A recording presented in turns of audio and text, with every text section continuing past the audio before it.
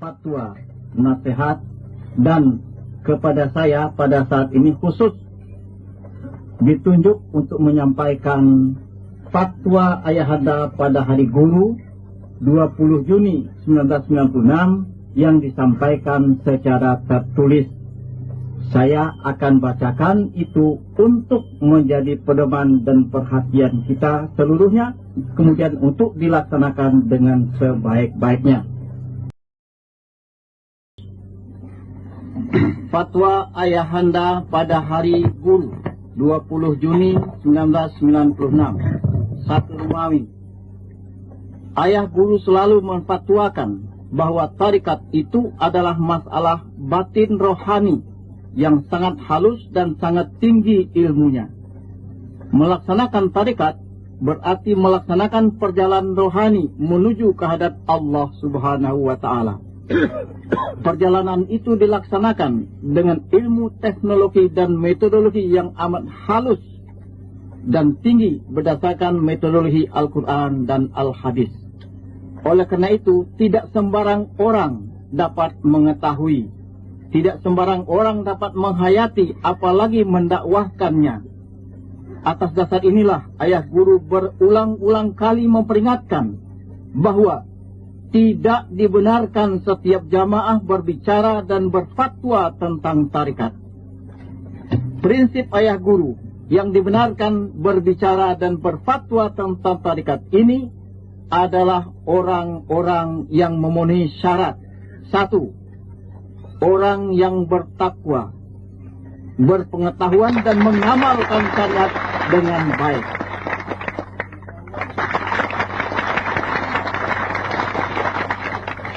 2. Berpengetahuan tentang ilmu tarikat dan mengamalkannya dengan baik. Kami ulangi, berpengetahuan tentang ilmu tarikat dan mengamalkannya dengan baik. Orang yang memenuhi syarat ketentuan ayat 1 dan 2, orang itulah yang berhak dan sah untuk berbicara dan berfatwa tentang tarikat. Selain dari orang itu tidak berhak dan tidak berwenang. Dan kalau ada seorang yang tidak memenuhi syarat itu berbicara dan berfatwa, maka yang bersangkutan telah melanggar fatwa Ayah Guru. Dan karenanya fatwanya itu tidak sah dan tidak dapat dijadikan dan dituruti sebagai pegangan.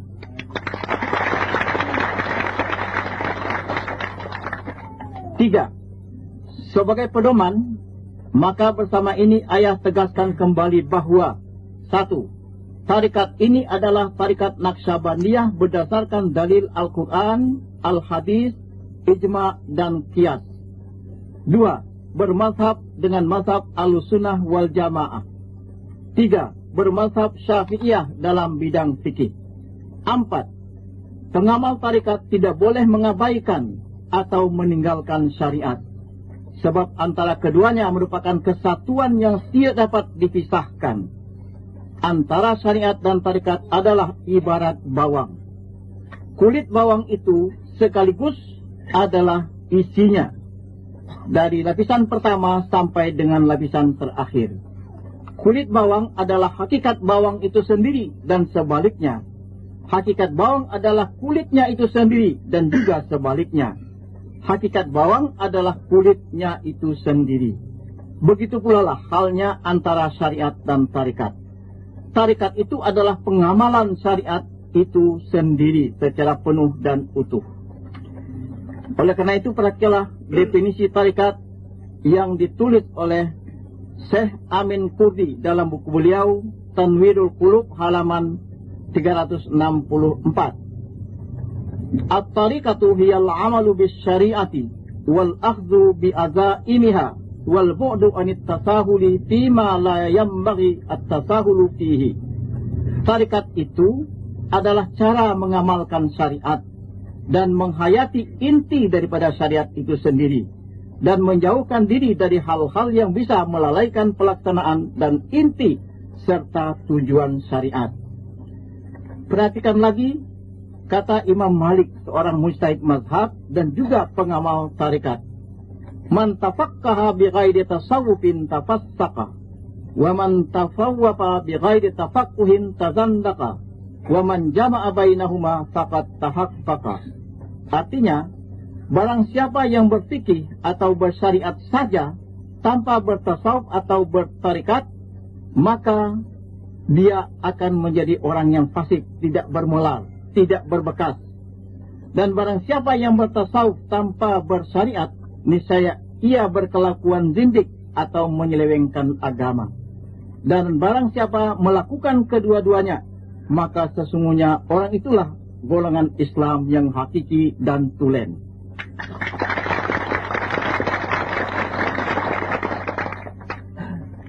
Perhatikan lagi kata Syekh Abu Yazid Al-Bustami. Kamu melihat seseorang yang diberi kekeramatan hingga dia dapat naik ke udara, maka janganlah kamu tertipu dengannya, sehingga kamu dapat melihat dan meneliti bagaimana dia melaksanakan perintah dan bagaimana dia menghentikan larangan agama, serta bagaimana dia memelihara ketentuan-ketentuan hukum agama, dan bagaimana pula dia melaksanakan syariat agama itu dengan baik. Kesimpulannya, sekali lagi ayah tegaskan dan fatwakan supaya semua ketentuan hukum syariat ditegakkan dan dilaksanakan dengan baik dan sungguh-sungguh.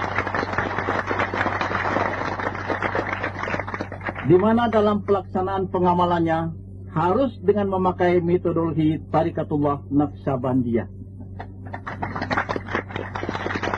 5. Salah satu metode berzikir dan beramal dalam Tarikatullah Naqsyabandiyah adalah menghadirkan guru mursyid sebagai imam rohani agar dapat konsentrasi penuh dalam berzikir dan beribadat itu. Sesungguhnya menghadirkan guru mursyid tidak hanya dalam Tarikatullah Naqsyabandiyah saja, tetapi juga terdapat pada seluruh aliran tarikat-tarikat Mu'tabarah yang dibenarkan dan sah, seperti tarikat Qadiriyah, tarikat Saziliyah, tarikat Samaniyah, tarikat Halawatiyah, tarikat Sattariyah, dan sebagainya. Ini berdasarkan dalil sabda Rasulullah SAW tentang menghadirkan guru mursyid. Haddatsana Sufyan bin Waqi'in, akhbarana Abi an Sufyan an Asim ibn Ubaidillah, an Salim an Ibnu Umar an Umar annahu qala ista'zana anna an-nabiy sallallahu alaihi wasallam fil umrati faqala ay ukhayya asyrikna fi du'aika wala tansana. Hadza haditsun hasanun sahihun rawahu Abu Dawud wa Tirmidzi.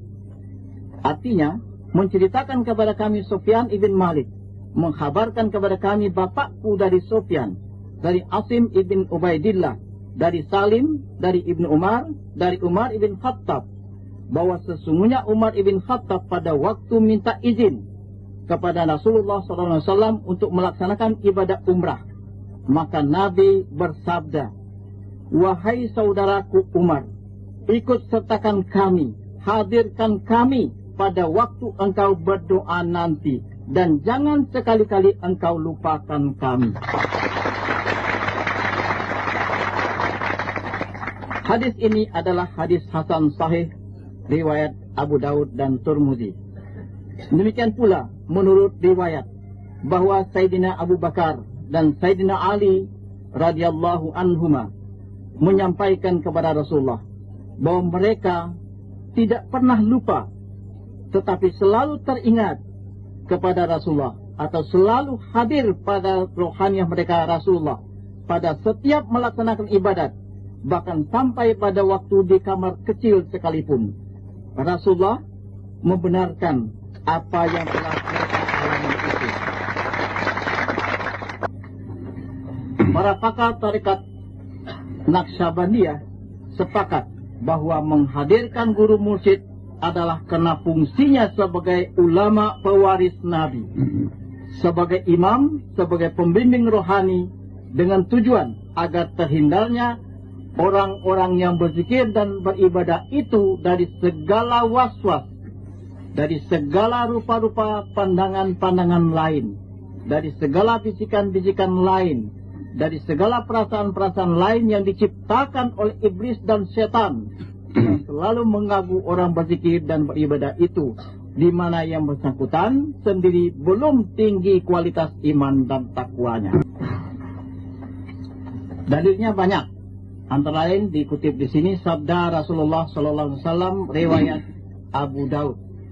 Kun ma'allah fa illam takun ma'allah fakun ma'aman kana ma'allah fa innahu yusiluka ilallah. Rawahu Abu Daud. Artinya, jadikanlah dirimu selalu berserta dengan Allah.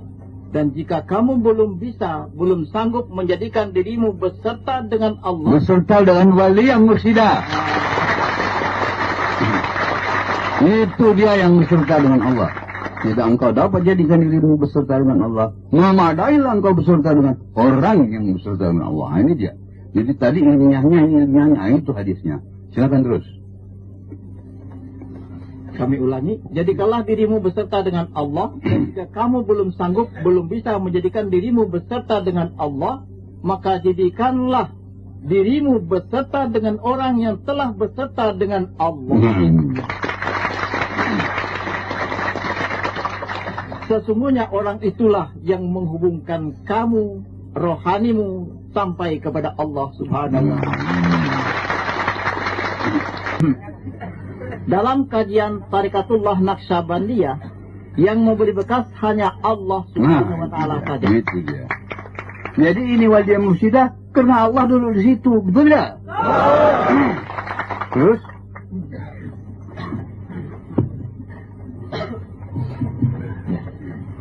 Yang memberi bekas adalah kudrat dan idadat Allah Subhanahu wa Ta'ala, yang merupakan power dan frekuensi tak terhingga yang datangnya langsung daripada Allah Subhanahu wa Ta'ala.